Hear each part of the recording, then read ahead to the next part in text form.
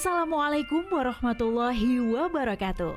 Kawan, sebelum Anda memulai aktivitas hari, kita ikuti kajian Syarat Hikmah Dialog Fajar. Assalamualaikum warahmatullahi wabarakatuh. Alhamdulillah kawan, pagi hari ini saya Fitri Hanayu kembali bersama Anda di program Dialog Fajar. Semoga Anda yang sudah melanjutkan aktivitas sesudah istirahat yang cukup panjang gitu ya, 5-6 jam, pagi hari ini lebih fit untuk menjalani hari-hari. Semoga semua urusan, semua rencananya juga terjalani dengan baik. Amin, amin, amin ya robbal alamin. Tentunya sudah bersyukur kawan, seperti saya pagi hari ini, kita semuanya pagi hari ini alhamdulillah bisa bertemu kembali di program Dialog Fajar, tentunya kerjasama dengan Pesantren Al-Quran Nurul Falah Surabaya. Sudah hadir Ustadz Mim Saiful Hadi. Assalamualaikum Ustadz Mim. Waalaikumsalam warahmatullahi wabarakatuh. Alhamdulillahirabbil alamin. Alhamdulillah. Sehat Ustadz? Sehat, alhamdulillah. Semangat, bahagia, Allahu Akbar. Allah Maha Besar, Masya Allah. Luar biasa. Optimis sekali ya Ustadz ya. Iya, harus dong. Iya, kalau pagi itu optimis, siang, sore tetap harus optimis gitu ya. Iya, Itu harus. kan manusia ya Ustadz. Semua tuh Betul. rasanya kayak pengen ideal, pengen semuanya tercapai gitu. Tapi Iya, ketika iya. ada sesuatu yang tidak tercapai, akhirnya itu tertekan gitu Ustadz. Iya, iya. Bahkan melihat sana sini itu salah semuanya, nggak benar semuanya. Akhirnya muncul pesimis gitu Ustadz. Nah, gimana ya Ustadz Mim ajaran Nabi kita menghadapi kondisi-kondisi seperti ini? Monggo selengkapnya bersama Ustadz Mim Saiful Hadi. Terima kasih Mbak Ayu, terima kasih kawan-kawan semuanya. Mari kita awali perjumpaan yang indah ini, kebersamaan yang sangat mengagumkan ini, dengan ucapan Alhamdulillah, Alhamdulillah, Alhamdulillah. Salawat dan salam mari tak pernah luput, tak pernah lupa, tak pernah berkurang untuk selalu senantiasa kita sanjungkan kehadirat junjungan kita Rasulullah Muhammad sallallahu alaihi wasallam beserta keluarga dan para sahabat semuanya. Sungguh ada pada beliau teladan-teladan terbaik bagi kehidupan kita. Maka dari itu pertanyaannya Mbak Ayu ini kayaknya rodok curhat iki ya. Begitu ya Ustadz ya. Semoga mewakili semuanya Ustadz ya. Mewakili yang pesimis loh yo. Tapi gak semuanya pesimis kan? Oh iya.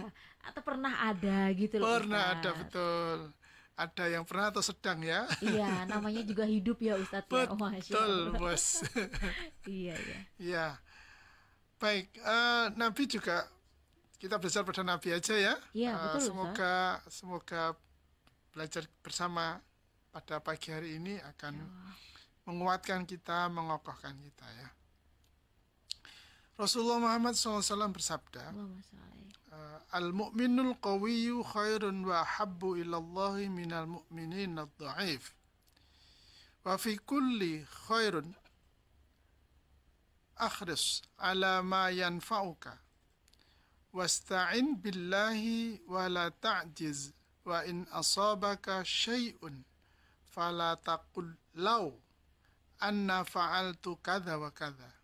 Walakin qul qadarullah wa ma sya'a fa'ala fa inna law taftahu amal syaitan.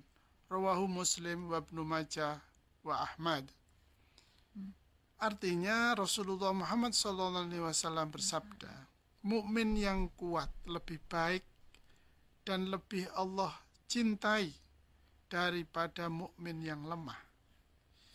Pada masing-masing itu, yang kuat dan yang lemah ada kebaikan. Perhatikanlah apa yang manfaat untuk kamu. Mintalah tolong kepada Allah, serta jangan menggampangkan perkara. Meremehkan Mbak ya. Tasahul bahasa Arabnya. Jika sesuatu menimpa kamu, maka jangan engkau berkata, seandainya aku melakukan begini dan begitu, akan tetapi katakanlah itu telah menjadi ketetapan Allah. Apa saja yang Dia kehendaki, pasti Dia lakukan. Sesungguhnya kata-kata lau atau seandainya itu membuka aktivitas atau perbuatan setan. Hadis riwayat Muslim, Ibnu Majah dan Imam Ahmad. Kawan-kawan sekalian yang dirahmati oleh Allah, ya jamak memang. Ya. Lumrah lah bagi kita setiap kita punya standar ya, punya ya kalau di organisasi ada namanya standar mutu Mbak Ayu ya. Yeah. Ada standar mutu. Setiap pekerjaan kita ditentukan atau diukur pada suatu standar. Begitu pula dengan kita ya, setiap diri kita punya standar subjektif yang kemudian kita sebutnya. Dan ketika melihat orang melakukan sesuatu kemudian standarnya tidak sama dengan kita, misalnya gitu ya. Sehingga refleks pandangan kita atau mindset kita itu mengatakan, aduh, ngene sih, kan itu ya. Karepku iku ngene lho ya. Maksudku itu begini. Sehingga pikiran itu terus memandu kita ya untuk melakukan penilaian terhadap apa yang kita lihat. Pada saat yang sama, sesungguhnya kita sedang mengumpulkan sebongkah beban ya, sebongkah demi sebongkah beban yang kemudian membuat kita menjadi tertekan.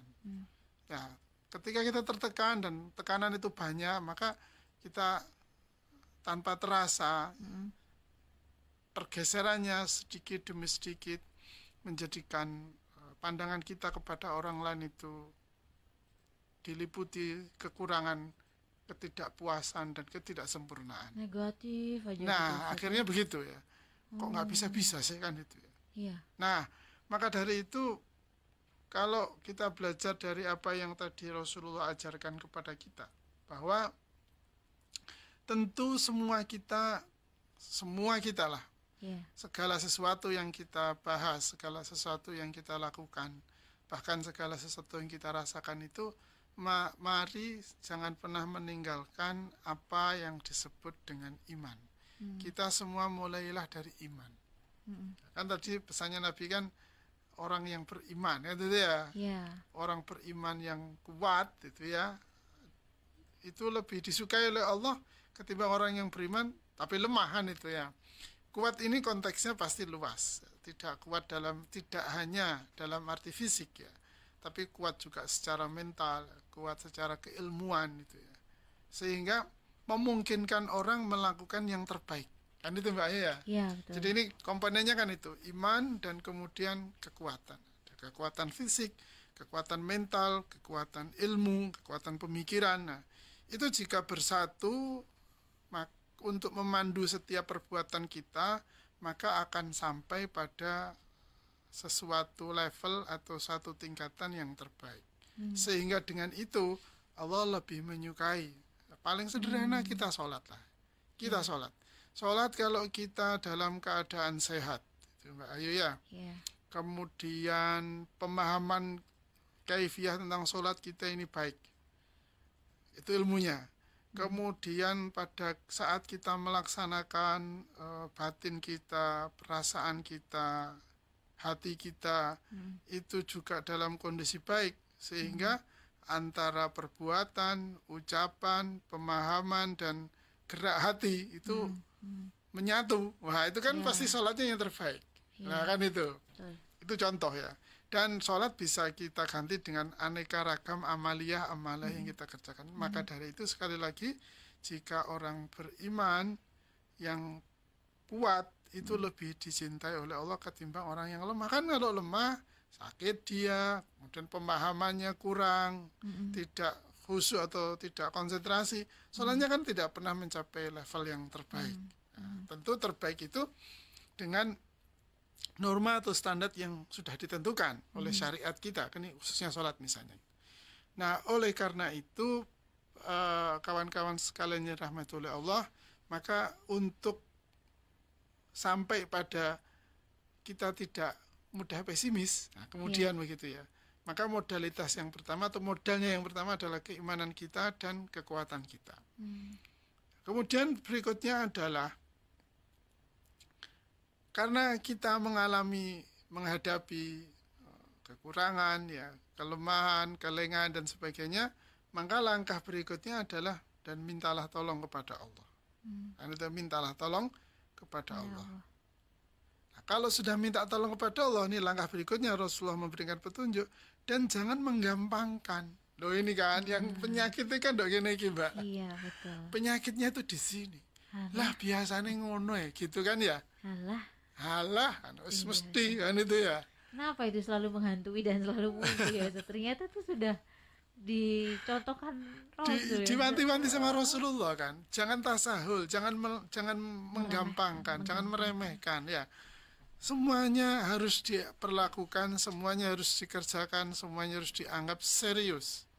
Seperti kita menganggap serius dengan apa namanya pentil road ban kita kan. Oh iya.